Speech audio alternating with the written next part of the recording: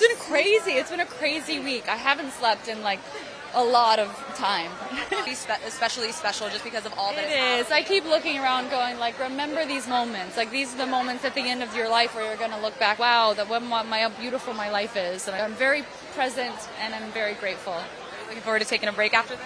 Yeah. Hey besties, remember last week when Blake Lively made that bold claim? She said she had proof that the Wayfair group only created a website to attack her reputation. According to her, the lawsuit they filed wasn't about justice or fairness, it was just a publicity move meant to damage her image.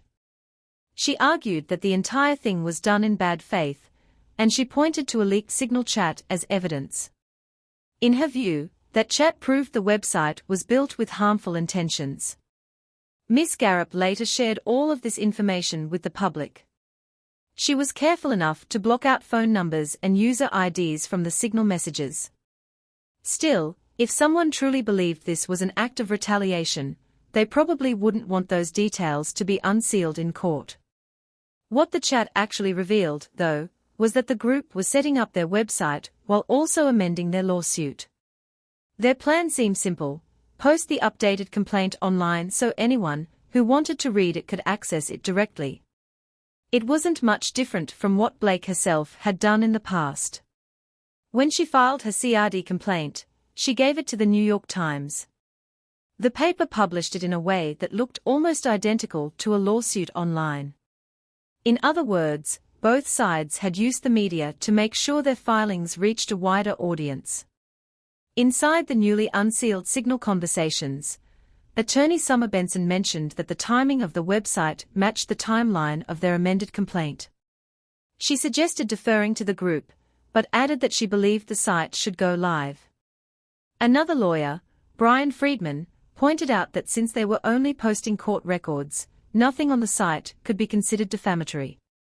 He noted it was all protected by litigation privilege. Jason Sunshine echoed the same thought, saying these were official documents, and there was no real risk in posting them.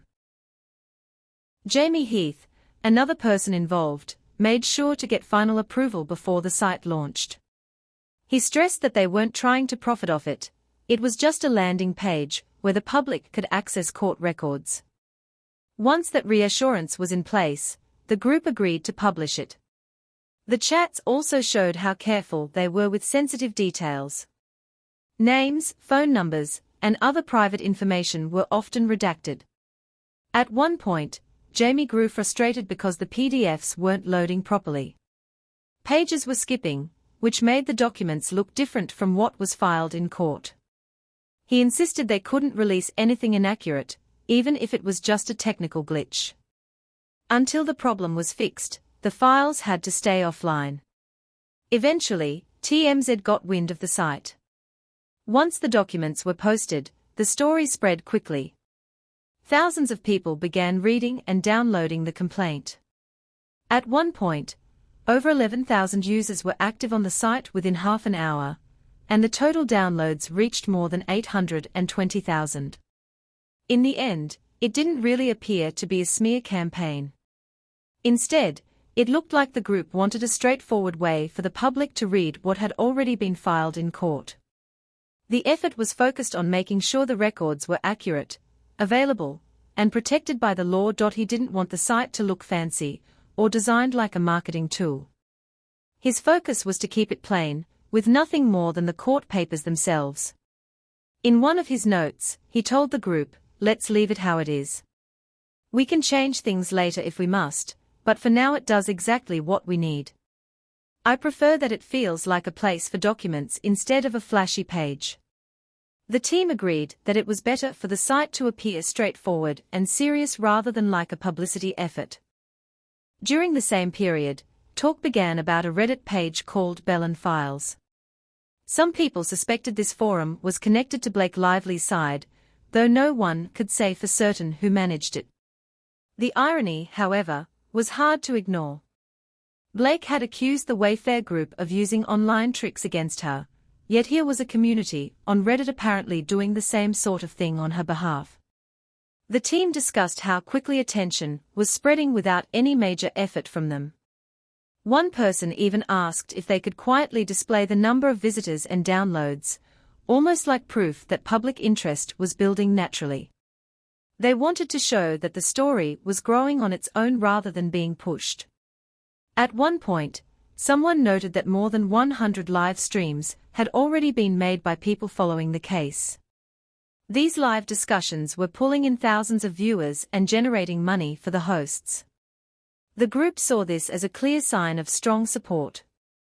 They praised each other, saying the numbers showed that the public was on their side. Blake, meanwhile, continued to insist it was all part of a plot to damage her. But when looked at closely, the group had only shared an amended complaint, a record already filed in court, and made it available for free. In fact, Blake had previously done something similar herself by giving her own filings to the New York Times. Sharing legal papers that are already public is not a crime, which weakened her argument. Blake also submitted a declaration accusing Justin Baldoni of verbal mistreatment. In that filing, she asked the judge to keep the name of the person who signed it hidden. Her lawyers argued that the individual only agreed to provide the statement under the promise of privacy. The document contained details that might reveal who the person was, and they feared the media or online followers would target them. Courts had already recognized how much public attention this case was attracting. Still, it was unusual, because normally when someone gives a statement to the court, their identity is part of the record. This secrecy led some to wonder how reliable the testimony really was if the person wasn't willing to stand by it openly. In another connected case involving Stephanie Jones, questions were raised about whether certain deposition materials should stay sealed. Lawyers argued that identifying who suggested creating the website might spark needless speculation and bring pressure on someone not officially involved in the lawsuits. It was admitted that the copy for the site had been drafted by their own side, but they claimed it was accurate and reflected genuine experiences. If Stephanie wanted to argue defamation, she would need to prove that the writing was false. Since truth is a complete defense against defamation, that would be difficult. All of this back and forth shows how tangled the matter has become. Blake continues to insist it was all a deliberate effort to smear her, but much of the record points instead to people simply posting existing court documents while trying to manage privacy concerns. Others, like Stephanie Jones, may have even directed their legal claims at the wrong parties. What stands out most is that the ongoing drama has less to do with the actual filings and more to do with how they were shared, spun, and consumed by the public. The lawyers argued that revealing this information would only spark wild guesses and unnecessary drama. They believed there was no real reason to expose it publicly, and said they didn't trust that she would keep it private even if marked as confidential. Their stance was that the details should remain sealed unless a lawsuit is filed directly against this individual. Only then, they said, should it be made public. No one can be sure how the judge will decide, but the more striking part is that the claim Justin was secretly behind the website doesn't hold up. From looking at the documents that have surfaced, a different picture comes into focus. Justin appears very distant when it comes to the daily operations of his company. Technically, he is the founder of Wayfair Studios, the one who started it and is still listed as a managing member. Jamie Heath, however, is the acting CEO, and in the chats, it's Jamie making the calls. Justin's name barely comes up at all. Even decisions that might seem important, like hiring a crisis management team, were led by Jamie. It gives the impression that Justin serves more as the public figure, the recognizable name, while Jamie steers the company's actual direction. This level of detachment feels unusual because most business owners are directly involved, especially when legal troubles arise. Yet here, the conversation suggests Justin is rarely driving choices about what to release or how to handle the fallout. His absence from the Signal chat stands out. If this really were his scheme, you would expect to see his input, but it simply isn't there. That undermines the suggestion that he masterminded the site or its content. What this means for Blake's side is complicated. She argues the website was part of a campaign against her, but so far the documents don't confirm that. The evidence shows other people making operational calls, not Justin. In fact, her main accusation may fall apart because it relies on linking him directly to something that, based on the records, he wasn't driving. Of course, the legal battle isn't over. The opposing attorneys still have the chance to respond, and they've already signaled their intent to fight hard. They've lined up lawyers prepared to appeal if necessary, which means the process is going to drag on. For Blake, that creates more hurdles. Instead of proving her point, the case may grow even more complicated, with appeals and objections stacking up against her. When you take a step back, the entire situation shows how tangled public lawsuits can get.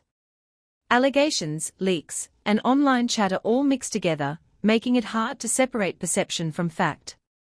Justin looks more like a distant owner than a controlling force, and Jamie Heath comes across as the one calling the shots. Whether or not Blake can prove her claim remains uncertain, but for now, the released documents don't show clear evidence that supports her side. Make sure to like, subscribe to the channel, and share your thoughts in the comments.